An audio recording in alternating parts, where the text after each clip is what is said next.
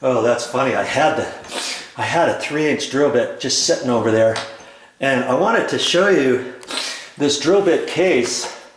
Is from DeWalt, and this black bit does not swivel up. How some cases this swivels up.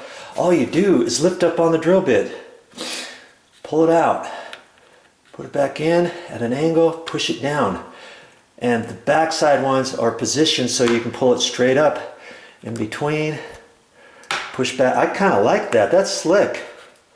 Very nice and easy. But see this big drill bit here?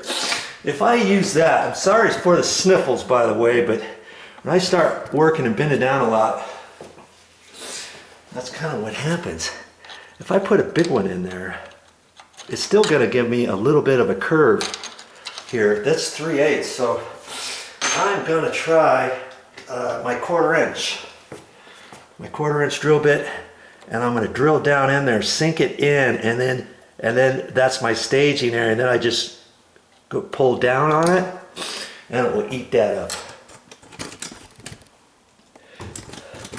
You thought you'd seen it all, but you haven't. Now granted, I have to dig it all the way in, but if you look at some of your strikes, plates and stuff, you'll notice that they go down deeper in some than others. And if I really wanted to, when I get all done, I've got to end up ultimately taking out all these strike plates for the painters. And when I do, I have to make sure, I can't just take them all out and throw them in a box and then put them all back up, because every latch strike plate in this house I've been looking at, I've been making adjustments on some of them are fine. Maybe they've been adjusted before and I don't know it and they're fine the way they are. If I just throw them all in a box and put them all in, none of my doors are, some of them are going to chatter a whole lot, some might not close all the way and all that. So once I have them all adjusted, and if you get ready to paint your door jambs and stuff, I would suggest taking the strike plate off first. Make sure you mark them all, okay? That's what I'm going to do when I get done today, because the painters are going to be here tomorrow. I'm going to sink this in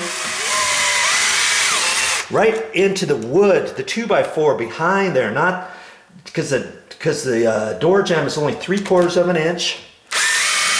Now I'm in there, I'm at an angle, okay? So now, actually I'm into the sheetrock right there, aren't I? The first 1/2 inch is sheetrock. So I've got to dig it in over here. And get right into the wood. Okay, now I'm in the wood. Now I can just push down on this a little bit more and use this edge as a cutter.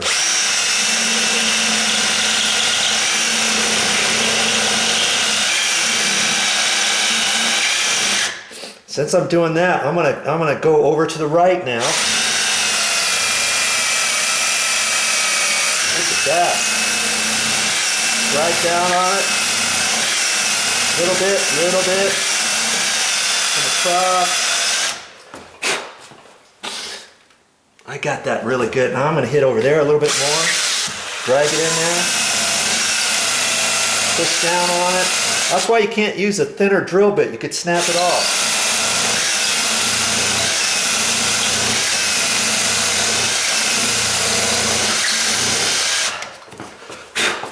See there? Good Lord.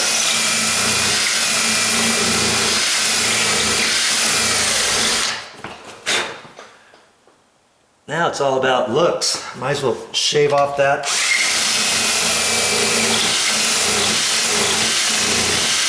Okay.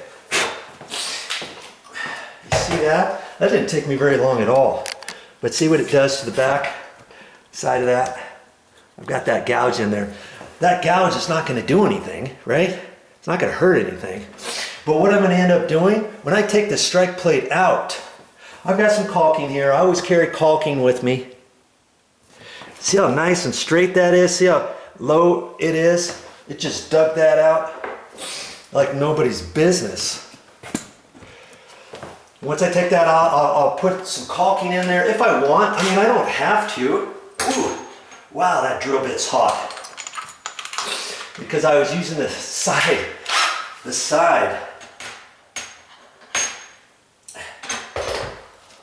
See, that's how the side is supposed to be. And for your drill, the only thing that's cutting is the tip of it. And then this just drags it out, pulls the wood out and all that kind of stuff. Let's see this one now. This one used to be the same. Where am I? Here we are. Even though I use the side of this, that's really not the cutter. When I'm drilling into metal and into wood or whatever, I'm just using the tip. I don't care about the side as much. Okay? So now I got to clean up those burrs, remember?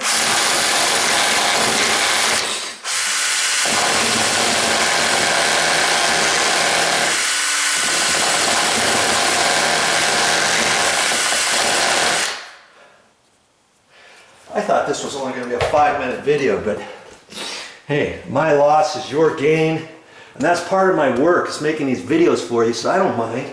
It's going to take me a little bit longer today now, because I really showed you quite a few things to do on this, didn't I? Look at that. Now, see how there's slop in there? That's what this... I never should have messed with this strike plate, the tab. And on this one, I think I showed you. The tab there, it's got a groove in it right there, from here down. You see that? That's where I can get my screwdriver and put in there.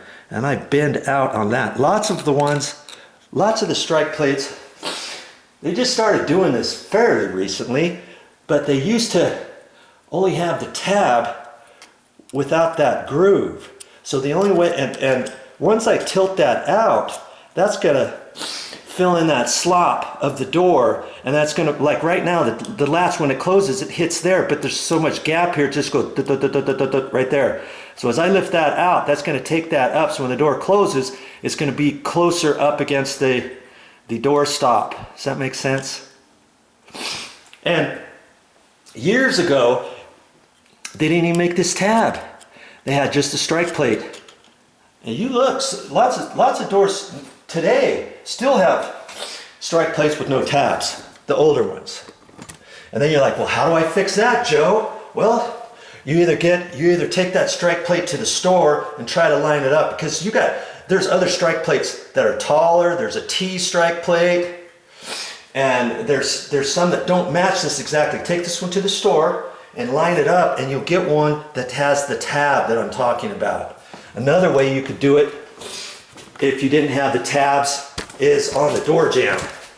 You would get some felt bumpers or something, and you could put those, or there's little clear little tabs, round bumper things where you put on the actual door stop, and you would just put one there. You could put one down at the bottom, put one up at the top, and they're called door silencers, or something for cabinet doors. Lots of times you can do that, on cabinet doors like this, or drawers. See, on the back side of that cabinet, see, it's right there. This one happens to be cork. That's a silencer. And they decided just to put them on the bottom. So when you close this, it's not supposed to make as much noise as hitting wood on wood, But if you see that, hear that? This drawer is actually hitting the top of the bottom edge of the countertop. And it looks like it's just right there. And I can see there's a slight gap on this side. This one's tight. So I'm gonna have to make a note of that, and I can see that there's a little rub mark on there. I could loosen up the screws to this face on the inside, and maybe there's enough slop to push this down. That's not part of this video. Okay, that's gonna be some other time, but that gives me something as a reminder to do. Okay, so I'm gonna take my screwdriver, put in there, pry that out a little bit. It's less. still a little bit there. I'm going to do it a little bit more. That.